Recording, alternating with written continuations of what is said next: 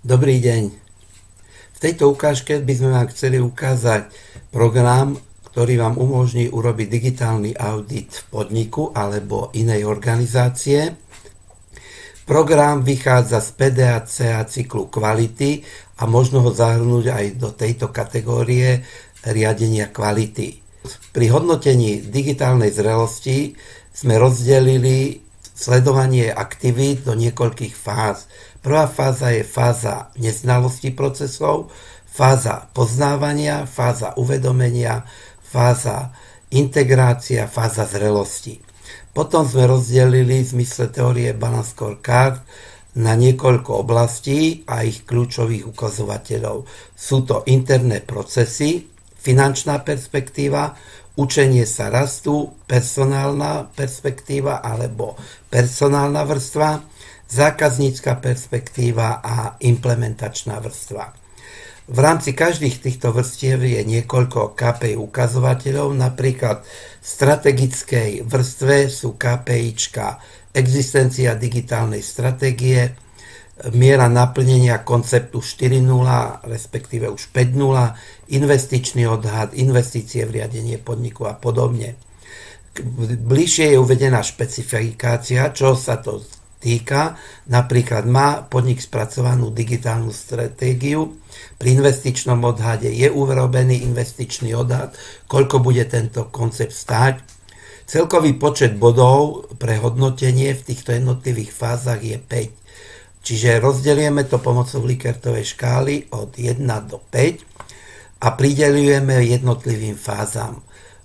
Tieto fázy automaticky vypočítajú potom úroveň zrelosti alebo urobia tento audit a napíšu nám, v akom stave sú jednotlivé kľúčové ukazovatele. Následne si môžeme pozrieť ich charakteristiky. Tu je fáza zrelosti popísaná, stratégia, digitálna stratégia, milník korelácie sú s celopodnikovou stratégiou. Keď je fáza nezrelosti, digitálna stratégia nie je organizácii definovaná. Keď je vo fáze poznávania, digitálna stratégia je nehomogénna s podnikovou stratégiou a tak ďalej. Môžete si tu pozrieť jednotlivé kvantifikované postupy, veličiny.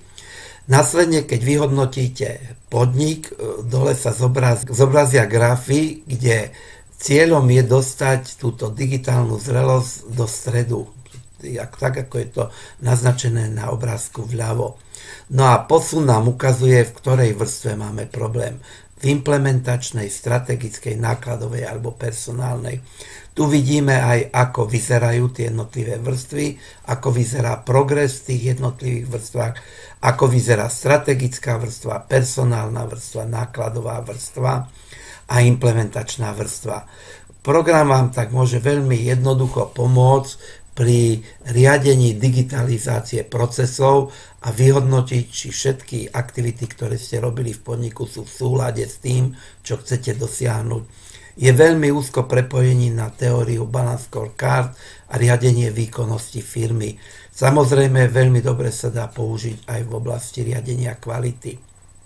Ďakujeme za pozornosť, ak vás zaujíma viac, prípadne si chcete vyskúšať na svojom podniku, obráťte sa na nás a dozviete sa podmienky, prípadne môžeme program upraviť podľa potreby danej organizácie.